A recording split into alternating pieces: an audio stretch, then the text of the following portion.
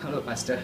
Hello. So, my first question for you this evening is something to do with your church polity. So, if you can tell me in a few words about the church polity or the church governance structure of your denomination and your local church, it would be really helpful. Yeah. Methodist Church in India became autonomous in the year 1981.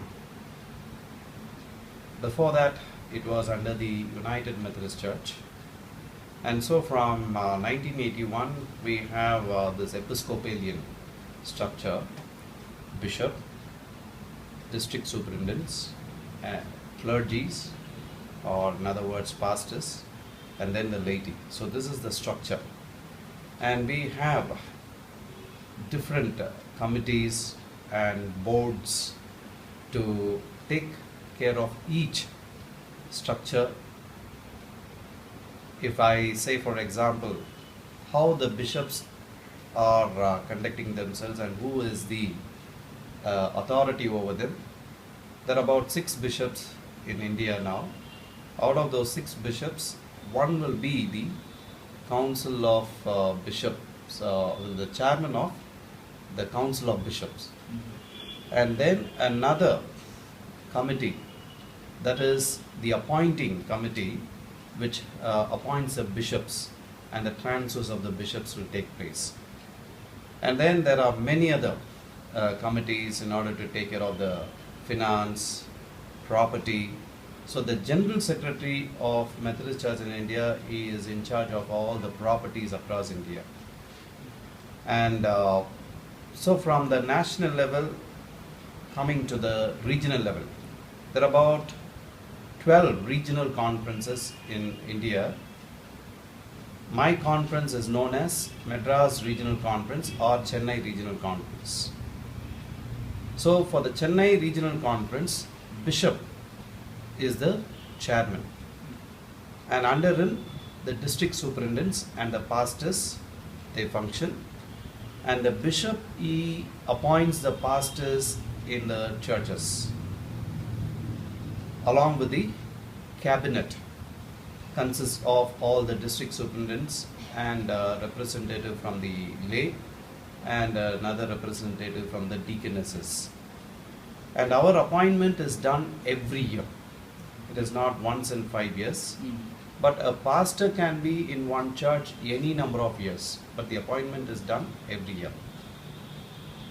And coming to the local, we have the pastorate conference, which consists of about 40 people, and then the pastorate committee, which consists of about 20 or 25.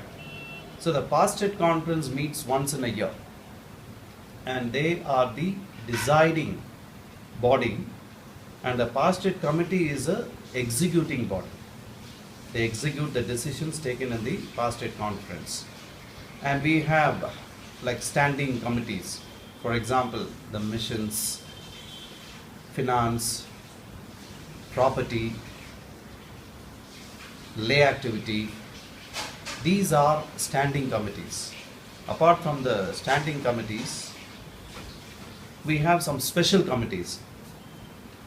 The pastors are given the freedom to have some special committees. For example, music committee, ushers committee is a special committee. Like that we can have any number of special committees. So the pastorate committee is the executive body.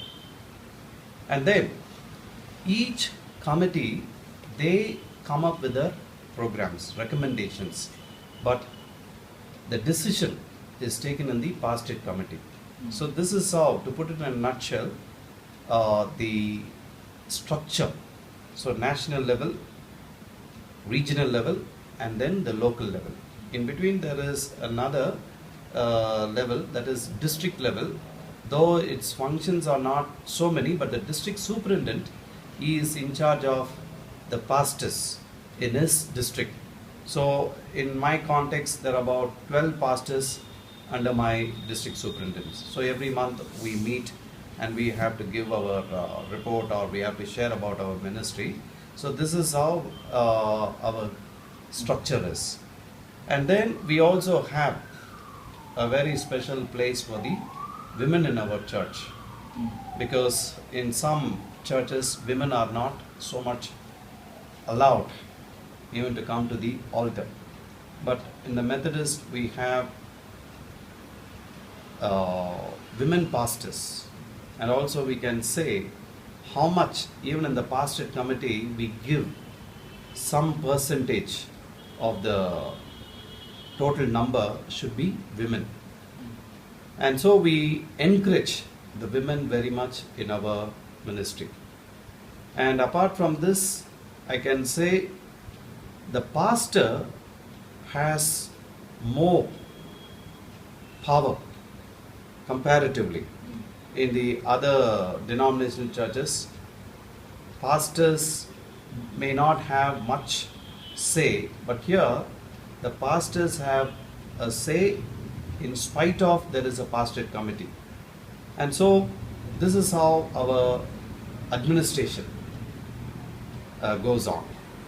And then what is your next question? Yeah, I was wondering what are some practical advantages of this structure? I think you covered that pretty much in the first question. Can you think of anything else in particular, if you were to say some of the practical advantages of having a structure in place like this?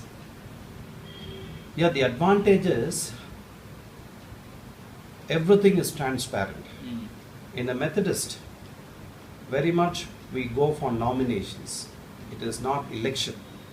Right. So the nomination committee brings in the nominations, and then in the pastorate conference it is decided. So it is not like the entire church will be voting, for example, for the post of secretary or for the post of treasurer. So the nomination committee, so that is what we see from the local level to the national level. So we do not have a big number of people to vote for a particular post. So this minimizes to a greater extent unnecessary arguments, misunderstanding, and even the disunity. It minimizes. It's there, but it is minimized comparatively. And then as we say about the emphasis of the founder, that is Reverend John Wesley, his emphasis is holiness and evangelism. So he wants the entire Methodist Church to exhibit the holiness of the Lord and also to be involved in evangelism. The reason is, being the pastor's son, as an ordained pastor, he was not very much satisfied about his own ministry. But once when he attended a convention at Aldersgate, and when he was listening to the sermon on Romans chapter 8, he went through the heartwarming experience, and from then on he was a very different pastor. And to make the long story short, today there are about lakhs and lakhs of Methodist churches across 130 countries. And one more important thing about John Wesley's convictions. In the Church of England, gospel is only for those who come into the sanctuary. In other words, very much for the royal people, not for those who were in the streets, who did not come into the sanctuary. So John Wesley, he took the gospel to those people, and he was warned by the synod many times.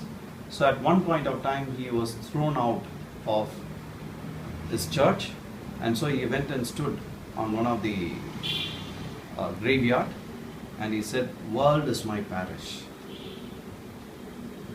And God honored the bishop with what he blessed him, and that is why, as I said, there are about in 130 countries, Methodism is there now. That's wonderful. By answering my question on advantages, you've also given a beautiful historical rationale for what you're doing and your structure that is in place. Thank you so much, Pastor, for your time. God bless you. Thank you.